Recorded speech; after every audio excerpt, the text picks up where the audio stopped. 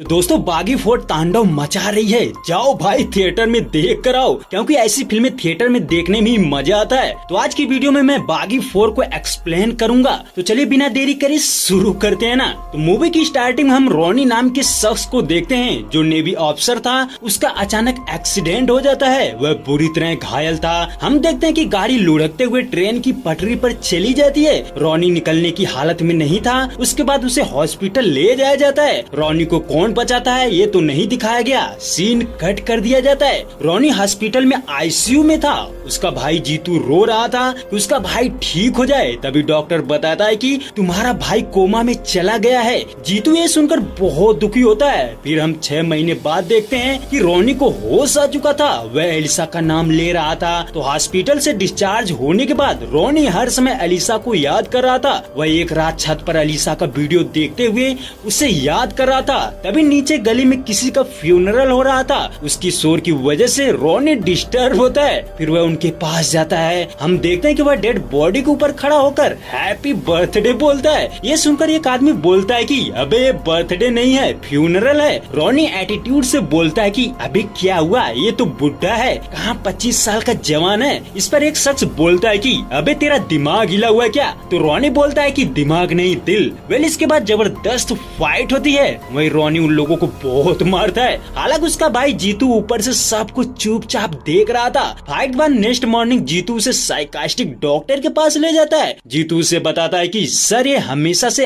ऐसा ही करता है, ना किसी से बातें करता है, ना मिलता है, ना बोलता है, बस अपने मन का रहता है। डॉक्टर कहता है कि क्यों ऐसा क्यों करते हो। तभी रोनी कहता है कि मैं कल कुछ लोगों से लड़ रहा था और मेरा भाई देखकर मजे ले रहा था, ये मेरा भाई है। तभी जीतू एक वीडियो दिखाता है जिसमें कल रात रोनी अकेले लड़ रहा था, यानी इसके आसपास कोई भी नहीं था। डॉक्टर उसे बताता है कि तुम्हें सर पर चोट लगने की वजह से हेलुसिनेशन हो रहा है, तुम इमेजिन कर रहे हो। तभी रोनी कहता है कि अच्छा ये सब झूठ है ना, तो क्या मेरे शरीर पर लगी चोट भी झूठ है। तो रोनी अपनी चोट दिखाता है तो चोट गायब थी, यानी उसे चोट नहीं लगी थी। रोनी हैरान था कि मेरे साथ ये क्या हो रहा है। तभी जीतू कहता है कि मेरे भाई मैं भी चाहता हूँ तू इन सपनों की दुनिया से वापस आ जाए और ठीक हो जा। रोनी कहता है कि नहीं मैं ऐसे ही ठीक हूँ। दरअसल रोनी जिस वजह से परेशान था ना, उसकी वजह थी एक अलीसा नाम की लड़की।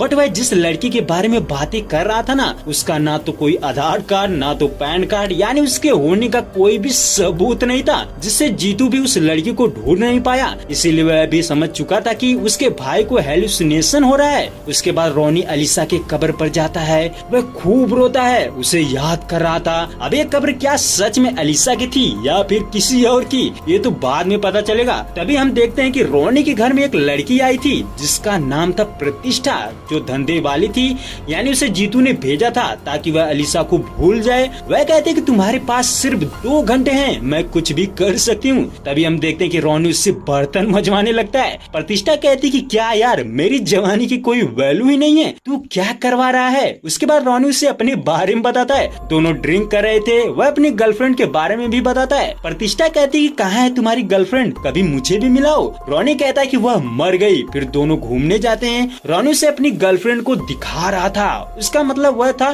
जो इमेजिन कर रहा था ना, उसे जहाँ जहाँ अलीसा दिख रही थी उसे प्रतिष्ठा को दिखाता है। बट प्रतिष्ठा को भी नजर नहीं आता। प्रतिष्ठा भी समझ जाती है कि इसे भ्रम हो चुका है। अब रात को जब रोनी घर आता है ना, तो वह देखता है कि उसने जो तस्वीर रखी थी वह बदल दी गई थी, यानी उसने अलीसा के साथ की तस्वीर रखी थी बट उसके सामने उसके साथ उसके भाई की तस्वीर थी। वह बौखला जाता है, ये सब जीतू ने किया होगा, उसने ही फोटो बदल दिया होगा।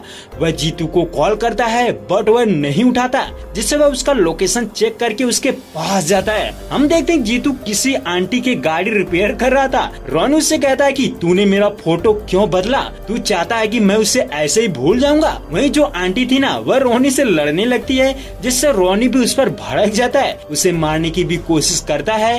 रोनी जीतू को अपने घर लेकर आता है। उससे कहता है कि मेरे फोन से अलीसा का वीडियो कहाँ गया और उसकी जगह तेरे तस्वीर कहाँ से आ गई। जीतू कहता है अरे मेरे भाई ये हमेशा से ही था, यानी वह तस्वीर की बात कर रहा था। रोनी का कहना था कि तुमने हेलुसिनेशन बोला, मैं मान गया, पर तू ये सब कह रहा है मैं नहीं मान सकता। तभी हम देखते हैं कि बाहर पुलिस आ जाती है। दरअसल उस आंटी ने बुलाया था। रोनी गुस्से में था, उसके हाथ में हथौड़ा था। वहीं पुलिस वाले उसके ऊपर गोली ताने हुए थे। जीतू कहता है कि तू हथौड़ा नीचे रख दे, नहीं तो वह गोली मार देंगे। बट फिर भी रोनी नहीं मानता। वह गुस्से से पुलिस वालों पर हाथ उठा देता है और एसपी को भी मारने वाला था, बट रुक जाता है। एसपी कहता है कि मार, तू रुक क्यों गया, और फिर उसे थाने ले जाता है। एसपी पूछता है कि अभी क्या मैटर है, लगता है लड़की का मैटर है। तो जीतू कहता है नहीं सर, कोई लड़की है ही नहीं। इतने में रोनी कहता है कि जब लड़की नहीं है तो उसकी लाश कहाँ से आई। ये सुनकर एसपी हैरान हो जाता है। वह कहता है कहाँ है लाश। फिर रोनी उन्हें उस कब्र के पास ले जाता है जहाँ वह हर समय जाया करता था। तो जब वह कब्र की बताता है ना, तो ये देखो यही अलीसा की कब्र है। तो हम देखते हैं कि वह अलीसा की नहीं बल्कि किसी मार्गरेट नाम की औरत की थी।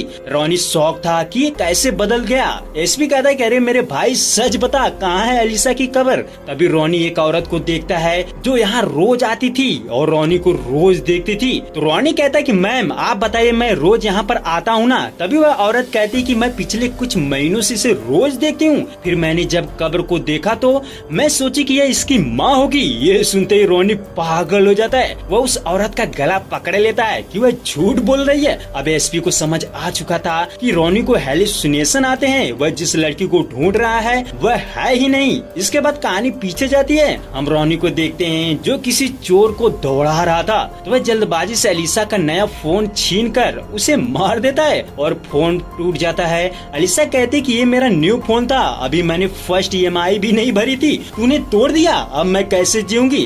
तभी रोनी कहता है कि एक दिन सोशल मीडिया पर नहीं रहोगी तो मर जाओगी। सोशल मीडिया के अलावा कभी रियल में भी सोशल वर्क कर लेना चाहिए। उसके बाद रोनी कहता है कि ठीक है, चिंता मत करो, ये मेरा फोन रख लो, जब मेरी नेक्स्ट सैलरी आएगी तो तुम्हें तुम्हारा फोन मिल जाएगा। तो रोनी उसे अपना फोन दे देता है। अलीसा कहती है कि तुम फोन वापस कैसे दोगे। तो वह कहता है कि जो आर्मी दुश्मन ढूंढ लेती है वह एक फोन तो ढूंढ ही लेगी। वे आगे देखते हैं कि अलीसा की एक बड़ी बहन थी कैथरीन, वह फोन टूटने की वजह से बहुत डरती है। अलीसा कहती है कि दीदी वे ऑफिसर है, उनके थोड़े ही समय में बहुत कुछ सिखा दिया।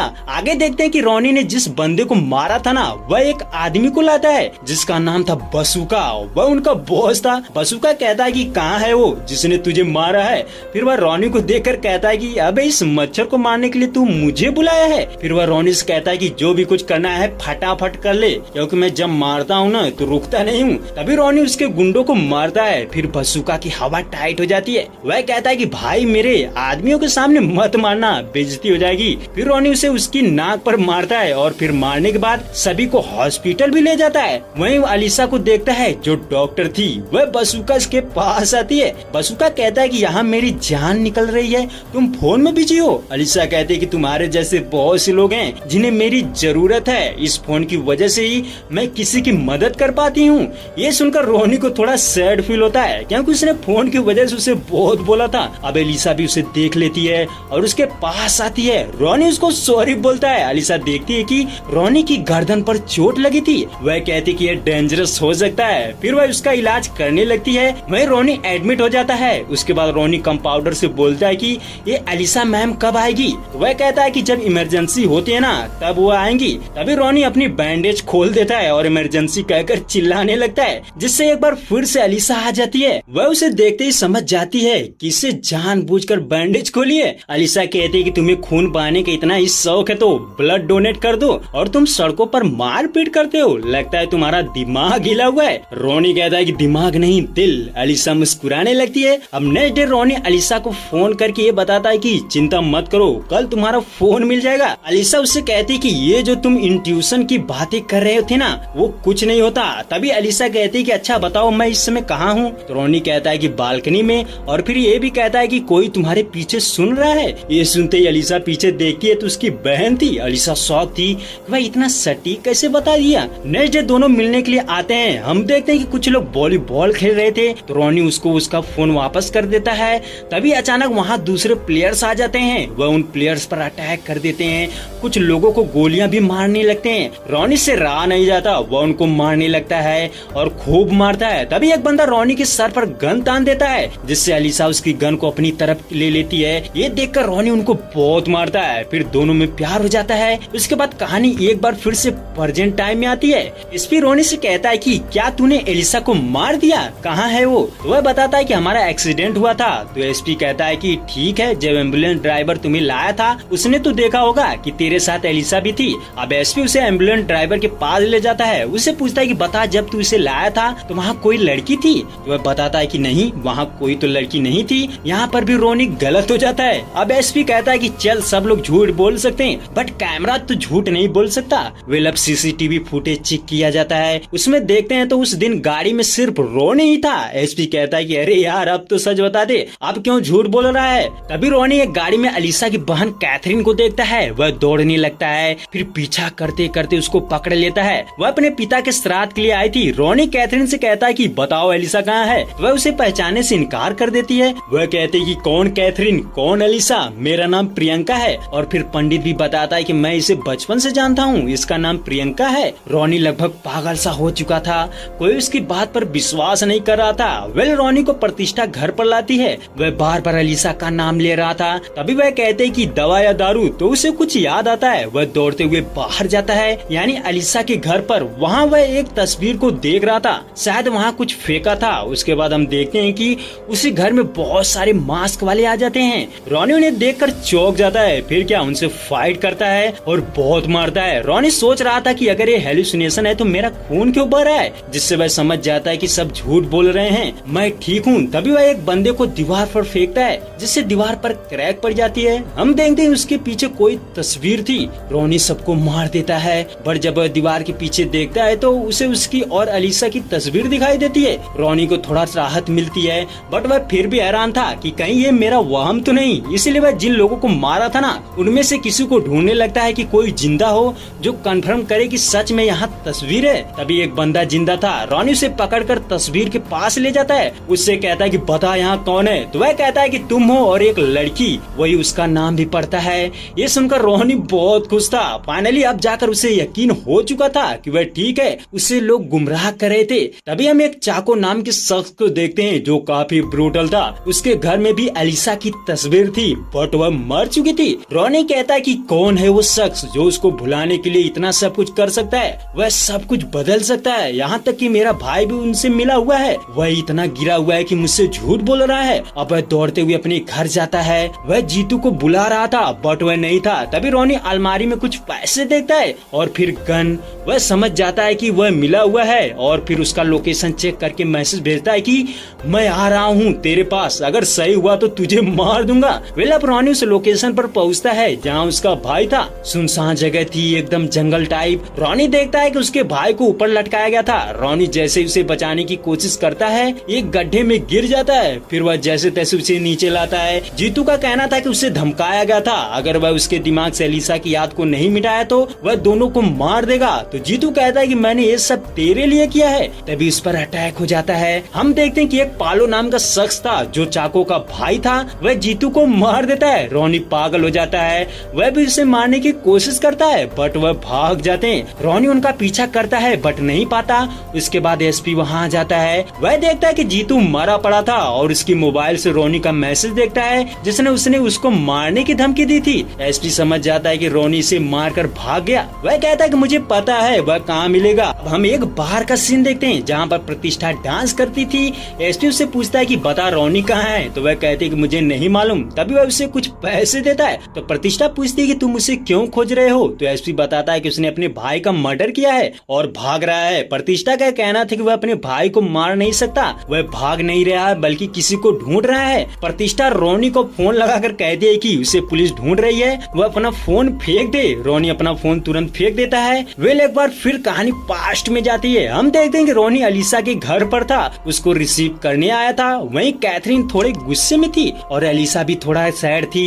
तो रोनी जब रास्ते में अलीसा के साथ था ना, तो वह उसे बताती है कि उसकी बहन ने कुछ बोला है। इससे पहले वह कुछ बोलती कि तभी सामने से कोई टक्कर मार देता है। इनसे बहुत बुरी तरह से एक्सीडेंट हो जाता है। हम देखते हैं कि गाड़ी ट्रेन की पटरी पर थी तो एलिसा मर जाती है और रॉनी वहीं पर बेहोश हो जाता है। अब एक बार फिर सीन शिफ्ट होता है प्रेजेंट टाइम में। रॉनी सोच रहा था कि आखिर एलिसा अपनी बहन के बारे में क्या बताना चाहती थी।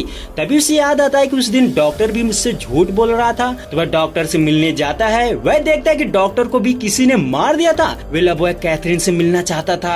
इसके लिए वह पंडित से जबरदस्ती बुलवाता है। हम देखते हैं कि कैथरीन पंडित पर भड़क जाती है कि वह उसे क्यों बुलाया था। तभी उसकी नजर रोनी पर पड़ती है। वह कहता है कि सच क्या है बताओ, नहीं तो तुम्हें जला दूंगा। फिर कैथरीन का कहना था कि उसे पाउलो ने धमकाया था कि वह रोनी और अलीसा को अलग कर दे, नहीं तो उनके बच्चों को मार देगा। कैथरीन कहती है कि वह लोग बहुत खतरनाक है, तुम्हें भी मार देंगे। तभी वह पाउलो आ जाता है। वह कैथरीन को मारने की कोशिश करता है बट रोनी उसे बचा लेता है और फिर जबरदस्त फाइट होती है बट पाउलो भाग जाता है। तभी रोनी पाउलो का फोन पा जाता है जिसमें प्रतिष्ठा ने कॉल किया था। वह समझ जाता है कि वह भी उनके साथ मिली हुई है। फिर वह उसके पास जाता है। उससे कहता है कि सोचा था तुम जैसी लड़कियों के भी वसूल होते हैं। प्रतिष्ठा कहती है कि हमारी जैसी लड़कियों के भी वसूल होते हैं पर तुम्हारे जैसे लोगों के लिए तोड़ना पड़ता है। वह उसे बताती कि उसे प्यार हो गया है। रोनी कहता है कि जी चाहता हूँ कि तुझे यहीं पर मार दूं। तभी एक बंदा रोनी को शूट करने वाला था बट प्रतिष्ठा उसे बचा लेती है। अब एक जबरदस्त फाइट होती है। रोनी और प्रतिष्ठा खूब लड़ते हैं